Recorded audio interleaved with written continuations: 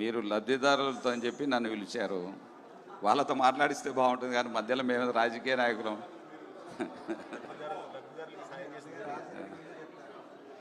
జోహార్ వైఎస్ఆర్, జోహార్ వైఎస్ఆర్, జోహార్ YSR. YS Rajasekhara Reddy గారి 77వ జన్మదిన సందర్భంగా ఈ కార్యక్రమాన్ని ఏర్పాటు చేసినటువంటి సోదరుడు ఈశ్వరప్రసాద్ రెడ్డి గారు, వాళ్ళ మిత్ర బృందం, వాళ్ళందరికీ కూడా, మిగతా ఫ్రెండ్స్కి అందరికీ కూడా పేరు పేరున ధన్యవాదాలు తెలియజేస్తూ, ఈ కార్యక్రమానికి వచ్చినటువంటి అతిథులు, ఆత్మీయులు, వైఎస్ఆర్ అభిమానులు, జగన్మోహన్ రెడ్డి అభిమానులు, వారందరికీ కూడా పేరు పేరున ధన్యవాదాలు తెలియజేస్తూ ఉన్నా. ఈరోజు పోయినసారి కూడా మీ ముందు నేను లేకపోయినా ఈ కార్యక్రమానికి సహాయ సహకారాలు అందించడం జరిగింది. ఎందుకంటే రాజశేఖర రెడ్డి గారి పైన ఉన్నటువంటి మమకారం, అభిమానం, ఎక్కడైనా రాజశేఖర రెడ్డి భూప్రపంచం ఉన్నంత వరకు చిరస్మరణీయుడుగా ఉండాలి అనే ఆలోచనతో ఒక హైదరాబాద్లో కార్యక్రమాన్ని ఏర్పాటు చేస్తున్నప్పుడు మనం కూడా మన వారికి అండగా నిలబడాలి, తెలుగు వారికి అని చెప్పి ఆ రోజు కూడా, పోయిన సంవత్సరం కూడా నేను వెనుకండి కొన్ని సూచనలు కూడా చేయడం జరిగింది. పోయిన సంవత్సరం కూడా బ్రహ్మాండంగా, అద్భుతంగా, అద్వితీయంగా ఈ కార్యక్రమాన్ని ఏర్పాటు చేసి ప్రజల చేత మన్ననలు పొంది ఒక రాజకీయ వేదికగా కాకుండా ఇదొక ఏ పార్టీలకు నిమిత్తం లేకుండా, ఏ పార్టీలకు సంబంధం లేకుండా పోయినసారి కూడా ఈ కార్యక్రమాన్ని నిర్వహించడం, ఈ సంవత్సరం కూడా నేను ఈశ్వరప్రసాద్ రెడ్డి గారికి కోరడం అయింది. నన్ను రమ్మని చూడడానికి రమ్మన్నాడు ఆయన, మాట్లాడడానికి రమ్మని లేదు.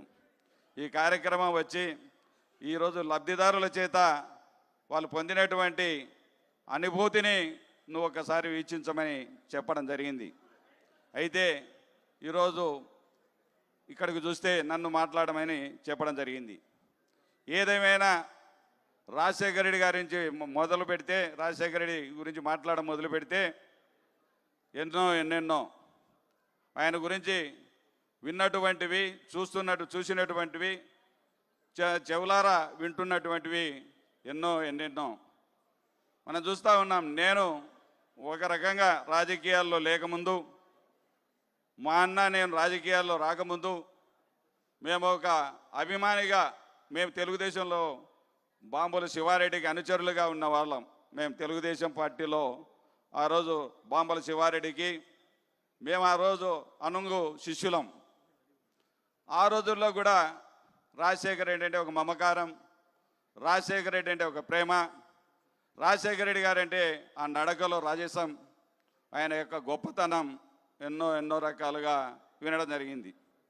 నా ఇంట్లో ఆ రోజుల్లో మనకు టెలిఫోన్ కావాలన్నా, ఇంట్లో గ్యాస్ కావాలన్నా ఎంపీ కోటాలో మనకు గ్యాసులు ఇచ్చేవాళ్ళు. ఆ రోజు నా ఇంట్లో ఉన్నటువంటిది ఆ రోజు టెలిఫోన్ కావచ్చు, గ్యాస్ కావచ్చు, రాజశేఖర రెడ్డి గారితోనే మొదలైంది నాది.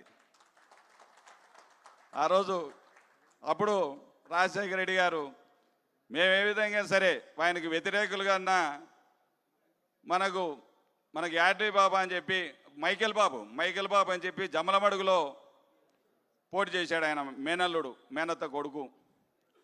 ఆయన అప్పుడు ఆ రోజుల్లో నేను తెలుగుదేశం పార్టీలో ఉండి, తెలుగుదేశం మా గ్రామంలో ఎప్పుడు రిగ్గింగే, ఓటింగ్లే. మేము ఎప్పుడు ఓటింగే ఇచ్చిన పాపాన పోలే. దాదాపు 20 సంవత్సరాలు ఓటింగే తెలియదు ప్రజలకు. అటువంటి సందర్భంలో నేను రాజశేఖర రెడ్డి అభిమానిగా జమలమడుగుకి వెళ్ళి రాజశేఖర రెడ్డి స్పీచ్ వినడానికి అభిమానిగా వెళ్ళా. ఆ రోజు కూడా రాజశేఖర రెడ్డి గారు స్పీచ్ ఎన్నో సంవత్సరాలు కథలుగా ఆయన మాట్లాడినటువంటి మాటలు, ఆ రోజు ఉచిత విద్యుత్ గురించి మాట్లాడినప్పుడు ఆయన ఒక సామెతగా చెప్పేవాడు. ఆయన దాన్ని అందంగా చక్కగా చెప్పేవాడు. అయ్యా, ఒక గ్రామంలో ఎక్కడే కానీ కరెంటు ఆ రోజుల్లో కరెంటు రావడం పోవడం రావడం పోవడం, ఎప్పుడు కరెంటు పోతుందో తెలియదు, ఎప్పుడు కరెంటు వస్తుందో తెలియదు. ఆ సందర్భంలో చాలామంది కూడా రాత్రి వేళల్లో ఆ మోటార్ల దగ్గర కావిలి పండుకొని రాత్రి వేళల్లో నీళ్లు కట్టుకునే పరిస్థితులు ఆ రోజుల్లో ఉన్నాయి. ఆ పరిస్థితుల్లో రాజశేఖర రెడ్డి గారికి వచ్చి ఒక రైతు చెప్పాడు, అన్నా మా ఊర్లో పిల్లలు పుట్టలేదన్నా అని. ఎందుకు పిల్లలు పుట్టలేదబ్బా మీ ఊర్లో, ఎందుకు అంటే మీకేనా ఇంకెవరికైనా అంటే మా ఊర్లో చాలామందికి పిల్లలు పుట్టడం లేదన్నా అన్నాడు. ఎందుకు పిల్లలు పుట్టడం లేదంటే మేము రాత్రిపూట కరెంటు పోతా వస్తూ ఉంది, దానికాడ కాయలు వనుకోవడానికే సరిపోయిందన్నా, రాత్రిపూట మేము ఆడ కాయలు వనుకోవడమే సరిపోయింది, మేము ఎప్పుడు ఉన్నా కాపురం చేసేదని చెప్పి ఒక సందర్భం గుర్తుకొస్తూ ఉంది. అటువంటి సందర్భం నన్ను ఎప్పుడు ముద్దుగా చక్రి అని పిలిచేవాడు, చక్రి అని చెప్పి చాలా ప్రేమతో పిలిచేవాడు ఆయన. తర్వాత ఓ రోజు మా ఊరు బూత్ నంబర్ 1 కడప జిల్లాలో, మాది కడప జిల్లా, ఒరిజినల్ జమలమూడి తాలూకా. అయితే బూత్ నంబర్ 1 మాది. బూత్ నంబర్ 1లో మా ఊర్లో రిగ్గింగ్ జరుగుతూ ఉంటే, సరే ఎప్పుడైనా ఈ కొండ సుంకేసల గ్రామం మా గ్రామం, ఆ గ్రామానికి వెళ్ళాలి.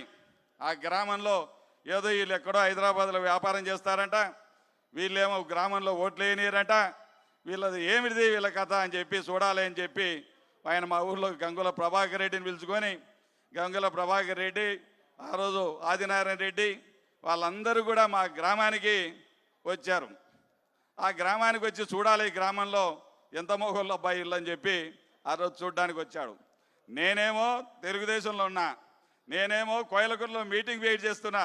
జమలమడికి అయిపోయిన తర్వాత కోయలకుంట రాజశేఖర రెడ్డి వచ్చాడని నేను చూపెట్టుకున్నా. ఈయనేమో మా గ్రామంలో ఉన్నాడు.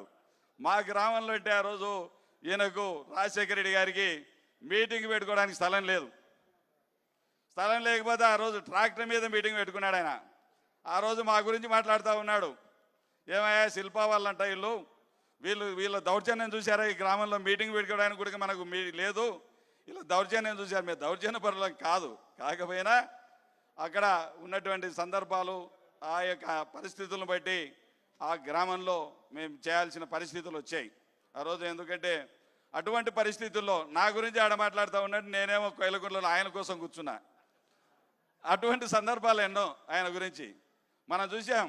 ఇంకా కొన్ని విషయాలు చెప్పాలంటే ఆయన ఆయన మాకు ఏ విధంగా 1999లో ఆయన 4000 మెజార్టీతో గెలిచినప్పుడు మా గ్రామాలలో అప్పుడు ఆ రోజు రిగ్గింగ్ జరిగే పరిస్థితుల్లో అప్పుడు మేము తెలుగుదేశంలో ఉంటూ మా అన్న బోర్డు మెంబర్గా అన్నాడు, అప్పుడు అగ్రికల్చర్ యూనివర్సిటీ బోర్డు మెంబర్గా అన్నాడు మోహన్ రెడ్డి గారు. ఆ సందర్భంలో మనం ఏ విధంగా అయినా సరే గాడ్ ఫాదర్ని ఎన్నుకోవాలి, గాడ్ ఫాదర్ ఎవరైతే బాగుంటుంది అని చెప్పి ఆ రోజు అప్పటికి శివారెడ్డి గారు చనిపోవడం జరిగింది.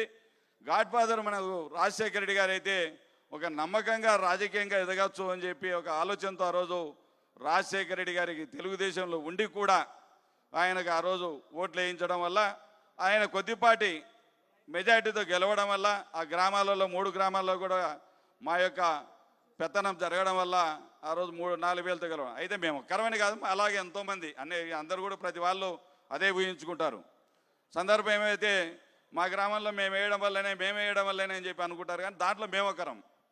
కాబట్టి ఏదేమైనా ఆయన 4000తో గెలిచినప్పుడు ఆయనగా ఎన్నుకొని నాకు మధ్యలో ఆయనకు ఆ సమయంలో మేము ఆయనకు రాజకీయంగా సహాయం చేయడం వల్ల నేను కొంత ఫ్రాక్షన్ కూడా చేయాల్సిన పరిస్థితులు వచ్చాయి. కొద్దిపాలెం 6 మాసాల పాటు రాజకీయం చేశాను. 6 మాసాల పాటు బాంబులు కూడా నా మీద బాంబులు కూడా వేశారు. 16 బాంబులు వేశారు. ఆ రోజు సావలేదేటట్టు మా డ్రైవర్లకు దెబ్బలు తగిలినాయి, మా తమ్ముని దెబ్బలు తగిలినాయి, ఒకరి కన్ను పోయింది, అన్నీ పోయినాయి. ఏదేమైనా అప్పటి నుంచి రాజశేఖర రెడ్డి అభిమానిగా ఉంటూ ఎన్నో రకాలుగా మాట్లాడితే బంద్ చేయమంటారు, నువ్వేసా పంచుకోమని చెప్పింది నువ్వే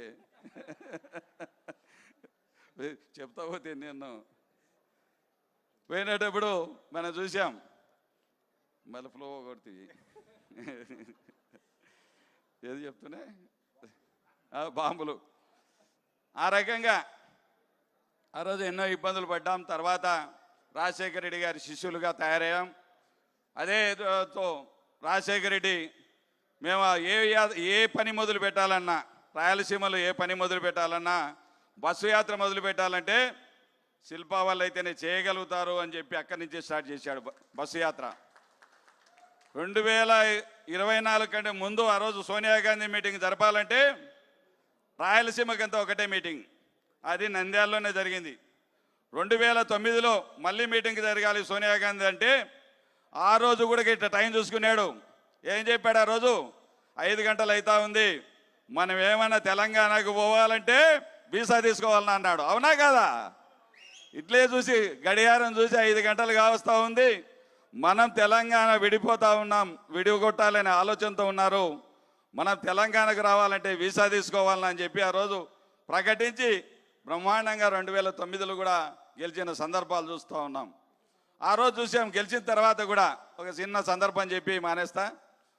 ఒకసారి మా అన్న ఎమ్మెల్యే అయిన తర్వాత అప్పుడు నగర బాట, పల్లె బాట, రైతు బాట అనే రకాల 3 ప్రోగ్రాంలతో జరిగితే ఆ రోజు మా అన్న ఏదో చిన్న ఫెస్టివల్ ఆపరేషన్ జరిగి ఆయన రాలేకపోతే నంద్యాల ప్రోగ్రాం ఎన్నుకొని వీళ్ళైతే బాగా చేస్తారు అని చెప్పి సీఎం అయిన తర్వాత వీళ్ళైతే బాగా చేస్తారని చెప్తే ఆ రోజు మోహన్ రెడ్డి అన్న ఉండి, అన్న నేను ఈరోజు నాకు హెల్త్ బాగాలేదు, మళ్ళీ ఈ టైం ప్రోగ్రాం మార్చుకుంటాను అంటే ఆయనకు ఉన్నటువంటి నమ్మకం చూడండి. నేను ఎమ్మెల్యేని కాదు, ఆయన తమ్మునిగా ఉన్నా, నేను అంతే. ఒకటే మాట అన్నాడు, మోహన్ నువ్వేం అవసరం లేదు, చక్రి ఉన్నాడు కదా, నువ్వు హ్యాపీగా రెస్ట్ తీసుకో. చక్రి చేస్తాడు ఈ కార్యక్రమాన్ని, నేను ఎమ్మెల్యేని కాదు. కాకపోయినా ఆయన అంత ధైర్యంగా చక్రి నడిపో, చక్రి చూసుకుంటాను, నువ్వు హ్యాపీగా రెస్ట్ తీసుకో అన్నాడు. అదే పల్లెపాట చేశాను ఆ రోజు ఆయనతో పాటు, అదే నగరపాట చేశాం, మళ్ళీ అదే రైతు బాట చేశాం. 3 ప్రోగ్రాములు ఒకటే జిల్లాలో ఒక నెలలో 3 ప్రోగ్రాములు చేశాం. అంత నమ్మకం మా పైన రాజశేఖర రెడ్డి గారికి. అటువంటి సందర్భాలు చెప్పుకుంటూ పోతే ఎన్నెన్నో రాజశేఖర రెడ్డి గారితో ఉన్నటువంటి అనుభవాలు చెప్తే దాదాపు 1 గంట ఏం చెప్పొచ్చు, 2 గంటలు ఏం చెప్పొచ్చు. ఆ మహానుభావుడు ఆయనను ఎవరు మర్చిపోలేనటువంటి, ఒక్కసారి ఆయన వ్యక్తిత్వాన్ని గౌరవిస్తే మనం ఈరోజు కూడా మర్చిపోలేము. గోరెడ్డి వెంకన్న గారు చెప్పారు ఇవాళ దాకా, బ్రహ్మాండంగా ఆయన చెప్పాడు. నిజంగా పల్లె కన్నీరు పెడుతుందో అంటే నిజంగా ప్రతి పల్లె కూడా కన్నీరు పెట్టింది, ప్రతి పల్లె కూడా ఆయనలో మమేకం చేసుకుంది, ప్రజలందరూ కూడా ఆయన మమేకం చేసుకున్నారు. అటువంటి మహానుభావుడు భారతదేశ చరిత్రలో ఇటువంటి నాయకుడు లేడని మరొకసారి తెలియజేస్తూ, జోహార్ వైఎస్ఆర్, జోహార్ వైఎస్ఆర్.